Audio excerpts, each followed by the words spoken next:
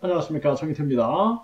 베트남 법원이 또 한국인 2명 사형 선고를 했습니다. 계속되는 사건들 외에 참 가슴이 아픕니다. 이게 한국인들이 지금 한국을 떠나고 있어요. 탈한국이 일어나고 있습니다. 그래서 한국이 저출산 고령화, 자살률, 그리고 서민경제 붕괴 이런 것 때문에 한국을 자꾸 떠나는 거죠. 그래서 많은 분들이 미국이라든지 호주라든지 뉴질랜드 이런 데로도 떠나고, 그리고 동남아 이제 태국이라든지 라오스라든지 베트남 이런 데로 떠나게 되는 거예요. 근데 이제 한국인들의 삶이 한국을 떠나서 탈한국 해가지고 해외 나갔을 때 그렇게 또 달라지지 않습니다. 네, 그리고 또 해외에서 잘 모르겠지라는 생각. 또 내가 말이 안 통하고 잘 안 보이는 거죠. 한국은 샅샅이 보여도 해외 나가면은 아주 뿌연 안개에 낀 것처럼 잘 안 보이는 거예요. 그러다 보니까 사람들이 쉽게 범죄에 노출되는 거예요. 그러다 보니 이렇게 또 사형을 선고받는 그런 사태가 또 터지게 된 겁니다. 네, 이 나우 뉴스에 보면은 한국인 2명 포함해서 마약사범 18명의 사형을 구형했다라는 거예요. 네, 이 베트남은 마약에 대해서는 아주 강력하게 처벌을 합니다. 그래서 여기 참 안타까운데 이 한국인 30대, 네, 강 씨, 그리고 김 씨는 63세인데 이 마약을 도운 거죠. 네. 그래서 중국인 리 씨를 도와서 40kg의 마약을 운반한 혐의. 네. 이것 때문에 사형 구형이 떨어진 거예요. 그래서 지금 이 강 씨나 김 씨는, 김 씨는 이제 한국인 김 씨는 물건을 배달하면서 비아그라인 줄 알았다. 이렇게 얘기를 한 거죠.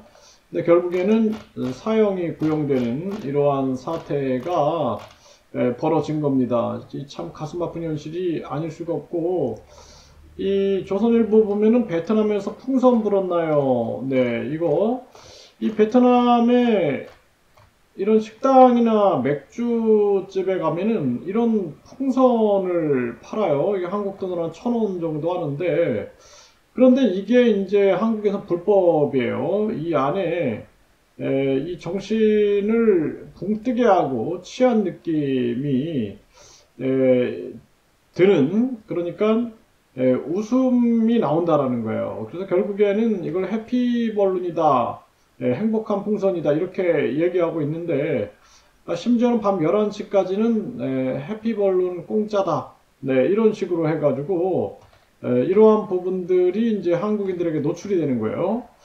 네, 그런데 한국에서는 징역 3년, 네, 5천만 원의 벌금이 벌어질 수 있다라는 것입니다.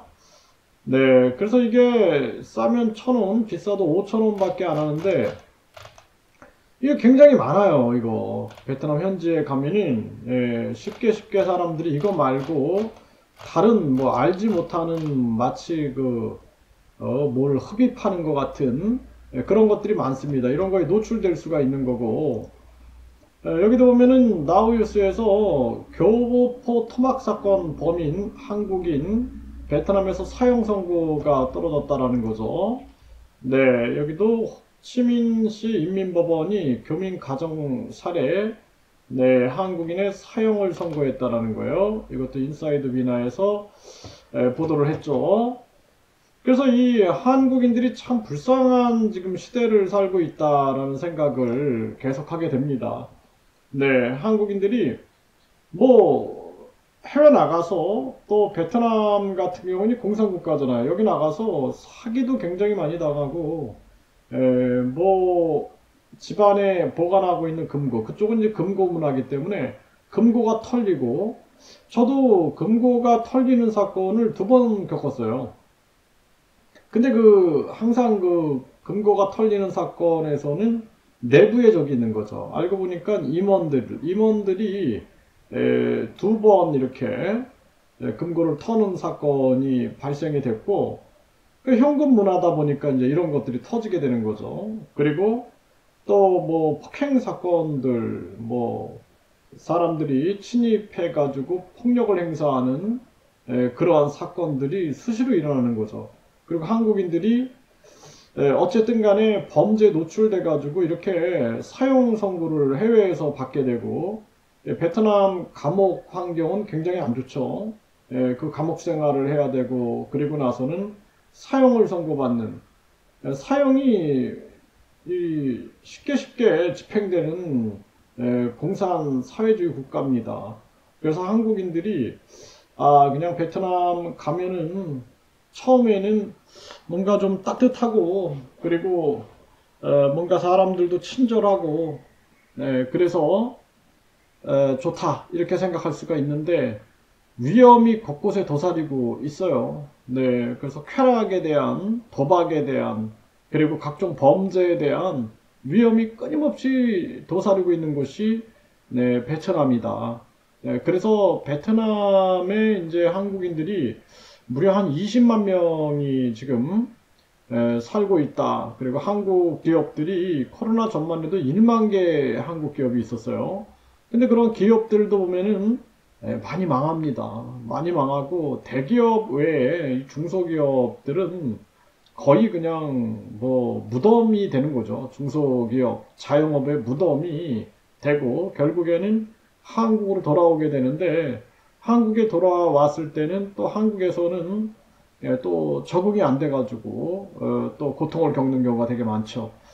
네, 그래서 베트남 법원에서 한국인 2명이 또 사형 선고를 받았는데, 참 안타깝고요. 한국 국내 상황 같은 경우에는 사기꾼들이 범람을 해서 정치, 경제, 사회, 문화, 그리고 종교 분야에 이 많은 사람들이 지금 거짓과 악행으로 먹고 사려고 하는 거죠. 살려고. 그러다 보니까 우리나라 국민들이 정치에도 희망을 못 느끼고, 또 경제에서도 희망을 느끼지 못하고, 결국에는 절망과 고통 속에서 해외행을 선택을 했는데, 해외에서도 녹록치 않는 그러한 삶을 살게 되는 것이죠. 참 가슴 아픈 현실이 아닐 수가 없고, 제가 이 영상 속에서도 일단 한국은 바로 정치를 바로잡아야 될 것이며, 뿐만 아니라 종교범죄, 종교범죄 대책협의회가 출범이 돼서 종교범죄에 대해서도 엄단할 수 있게끔 해야 한다. 그래서 대한민국을 국민들이 살기 좋은 그러한 곳으로 만들어야 된다. 이것이 굉장히 중요한 우리 국민들의 소망이자 사명이다. 이렇게 생각을 하게 됩니다.